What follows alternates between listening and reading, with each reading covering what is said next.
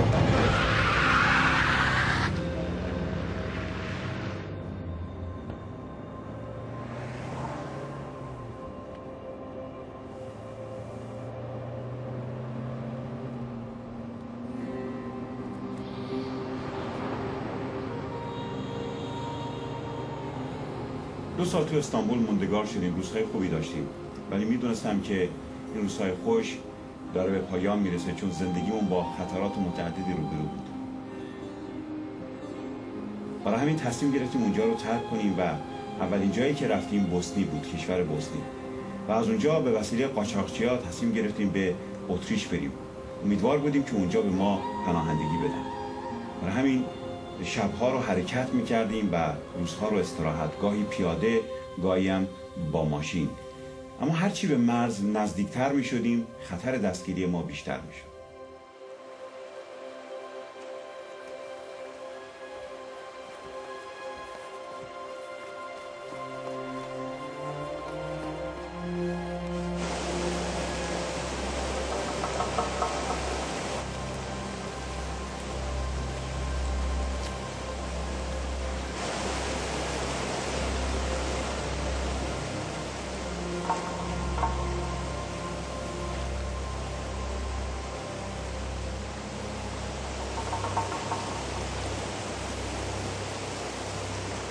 Jedno po jedno, nemate nedržíte na jednaš. Super. یک نفر از روی این رد بشید. یکی.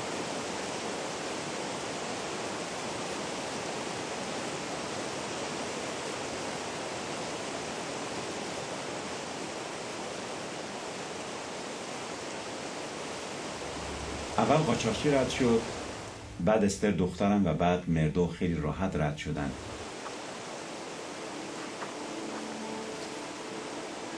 اما مطمئن نبودم که جوزف بتونه راحت و با اطمینان رد بشه. نگران جوزف بودم.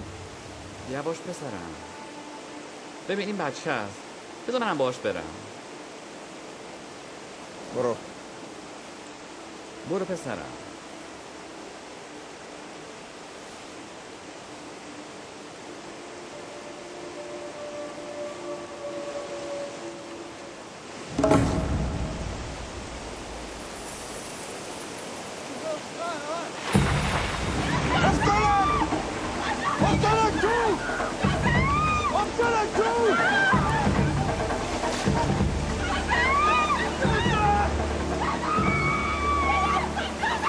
مرگ جلوی ما خودش نشون داد و شروع کرد با من صحبت کردن. گفت اومدم تا تو رو با خودم ببرم. اون خدایی که در موردش صحبت میکنی کجاست؟ رو کردم به خدای خودم، گفتم خداوندا آیا ما رو آوردی تو این برهود تا از بین بریم؟ کجای کار من اشتباه بوده و کجا رو به خطا رفتم؟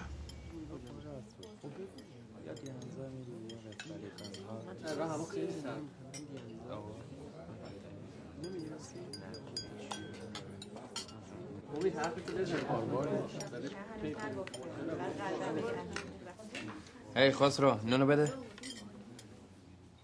بچه‌ها به نظر شما قیافه این خسرو مثل مرد متحرکای تو فیلم‌های آمریکایی نیست؟ نه بابا، فقط باید خسرو جان یکم بیشتر غذا بخوره. به مادرتون گفتم از اون غذاهایی که من به باباتون میدادم اینجور سر حال و چاق و چله است، برای خسرو جانم بپزه تا اینم خوب و سر حال بشه. هی خسرو، کجایی؟ باید برم سر کار. سر کار؟ تو الان باید دانشگاه باشی. از شما که بیشتر پول در میارم. من اگه پول در میارم به خاطر اینه که دارم درس میخونم، نه اینکه مثل بعضیا درس رو ول کنم و برم سراغ کار، اونم تازه کار تو شرکت تلفن. بسه دیگه، ساکت، بسه بچه‌ها. وقتی پدر بزرگتون مرد، خدا بیامرزه، سر تشییع جنازهش همه گریه کردن به جز خسرو. بچه‌م خیلی ناراحت بود اون موقع. تو از کجا میدونی؟ خودش برام گفتش. به من که هیچ وقت هیچی نگفت. من سر کار یه دوست داشتم افسردگی داشت. خب معلومه دیگه. چی معلومه؟ خسرو افسردگی داره. باید برای پسرمون دنبال یه دختر خوب بگردیم. دخترمش، دختر داییش. خسرو فقط همینو میخواد. فرزین بالاخره نگفتی بابتون دوستت چی شد؟ چه بلایی سرش اومد؟ خب خودکشی کرد.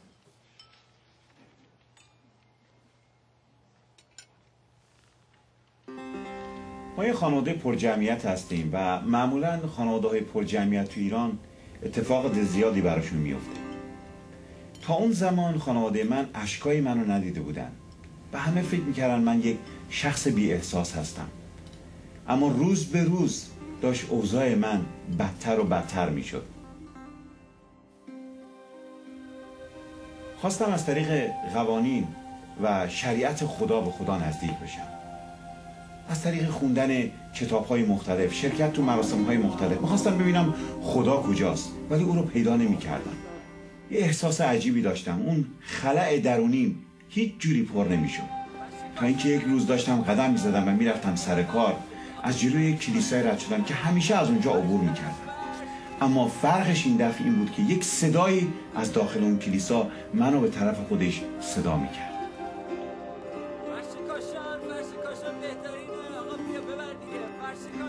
هر روز که از سر کار برمیگشتم از یک مسیر دیگه به خونه میرفتم، اما انگار اون صدایی که صبح منو به طرف خودش خوند به هم میگفت از اون مسیر برگرد، مسیری که صبح رفتی.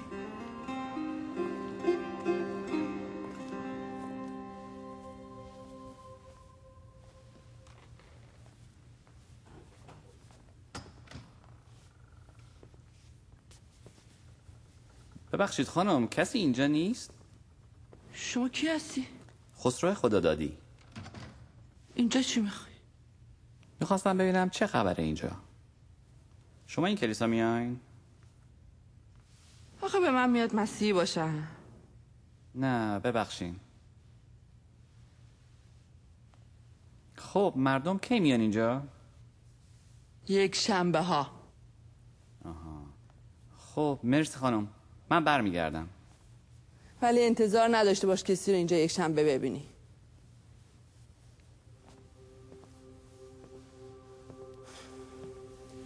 تا اون روز یادم نمیاد که اشتیاق رسیدن چیزی یا روزی رو داشته باشم، نه برای تولدم، نه برای فارغ تحصیلیم و نه هیچ روز دیگه برام زیاد مهم نبود. برای اولین بار بود که مشتاق بودم یک روز برسه، اونم روز یک شنبه. خانشت والتر بنونه وبرونو صورة خايمة بتاعلك بابا ومار لحال السامي باين آزم مبسمن بيو. وارد کلیسا که شدم